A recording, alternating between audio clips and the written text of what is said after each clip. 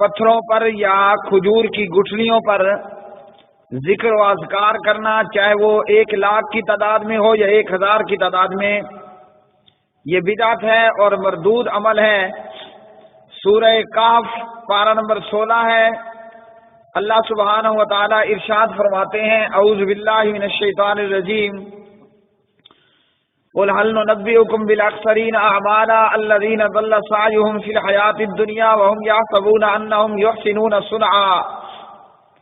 کہہ دیجئے کہ کیا ان لوگوں کے متعلق تمہیں خبر نہ دوں جو اعمال کرنے کے باوجود بھی خسارے میں مبتلا ہوں گے، اور وہ سمجھتے یہی رہے ہوں گے کہ ہم بڑے نیکوکار ہیں۔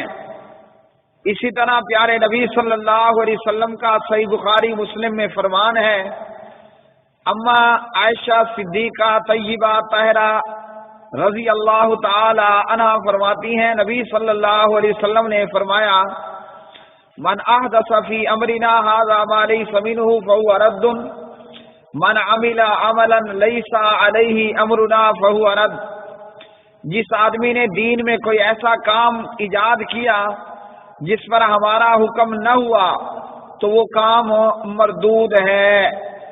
تو گٹھلیوں پر، پتھروں پر ذکر و اذکار، تسبیحات پڑھنا 1,00,000 یا 1,000، یا اسی طرح پتھر کے منکوں پر یا جو ہے تسبیح کے دانوں پر تسبیح بنا کر ہندوؤں کی طرح مالا کی شکل کی تسبیح، اس پر ذکر و اذکار کرنا، یہ سارے اعمال مردود عمل ہے، کیونکہ نبی صلی اللہ علیہ وسلم سے اور پیارے صحابہ کرام رضوان اللہ علیہم اجمعین سے اور دیگر سلف صالحین سے یہ طریقہ اور یہ کام ثابت نہیں ہے۔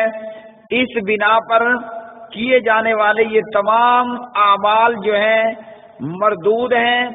جتنے بھی ان اعمال کے کرنے والے لوگ ہیں وہ ثواب کی بجائے دین میں بدعات ایجاد کرنے کی بدولت گناہ گار ہیں اور گناہ کے مرتکب ہیں۔ واللہ اعلم بالصواب۔